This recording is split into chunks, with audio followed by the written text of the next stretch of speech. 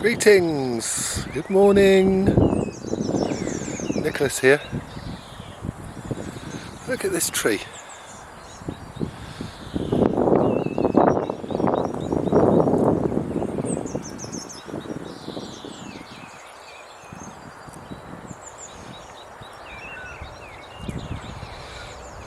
Guess where I am.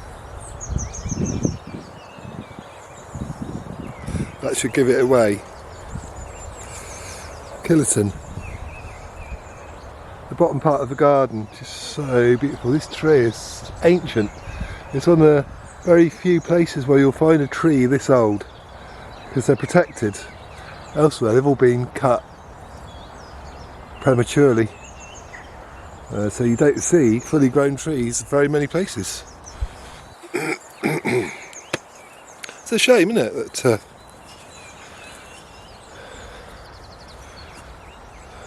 nature isn't allowed just to be. It's always got to be interfered with by human beings. I sometimes really lose faith in human beings.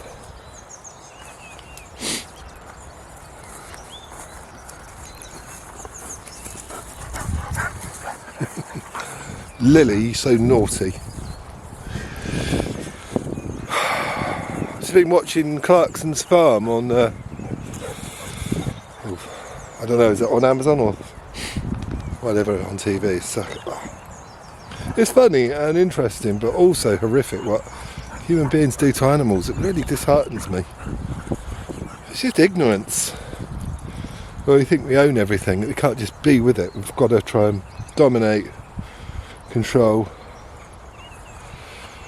exploit. It's horrific. Makes me feel very sad.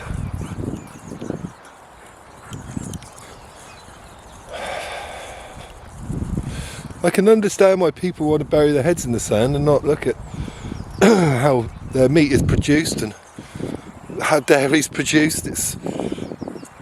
You wouldn't want to eat it, you know, so you'd have to change your habits. You wouldn't eat your pizzas and you wouldn't have milk in your tea, you'd have something else. But once you open your eyes to it, you can't, I don't know, you either rebury your head, which is difficult.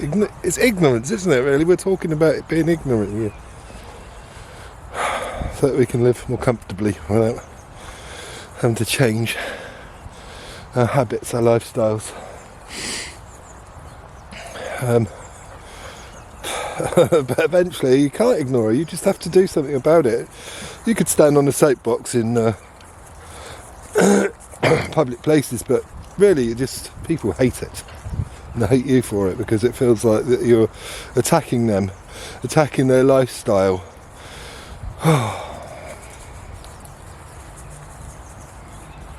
The other option is just to change the way you live. Change what you know, the way you shop, the way you buy, how you are, in order to, I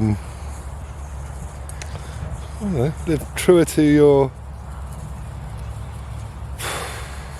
to live a kinder lifestyle, really, that's all it is. So. Otherwise, it's just, you've got to live with all that pain in your heart. You've got to live with it anyway, because, you know, you can't change the world entirely. You can just change your life. But at least you can, I don't know, maybe live with a cleaner conscience. That's the way I see it. That's why I've become a vegetarian. And more recently, I wouldn't say vegan, but I avoid dairy. It's horrific what they do to animals. You know, milk comes from artificially inseminated cows, which is basically, isn't it? It's like rape of a cow, really. They're not consenting, are they? You know. I could go into some details, but it's horrible. If you want to find out, look it up. Where do they get the semen from to artificially inseminate the cows?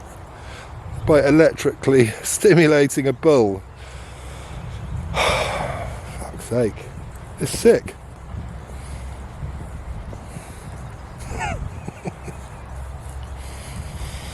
No, I don't want any part of that. You can keep your milk. I'll have soy milk, oat milk's just as good.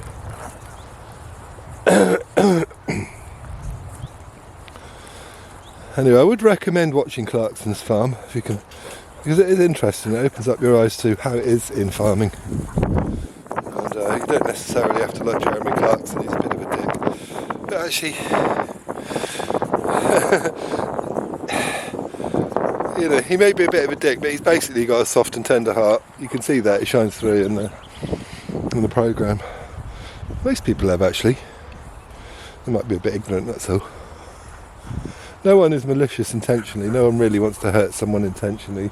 People have reasons. We may not understand those reasons. But, you know, when I talk about basic goodness, and I say that everyone is basically good, a lot of people look at me as I'm simple. And some people would say, well, some people really are cunts. But when you've touched into your own basic goodness, and you know it's there, you realise it's in all people, actually in all beings, in some way, shape or form, yet it gets covered up, you know, by, I don't know, fear, speediness, insecurities.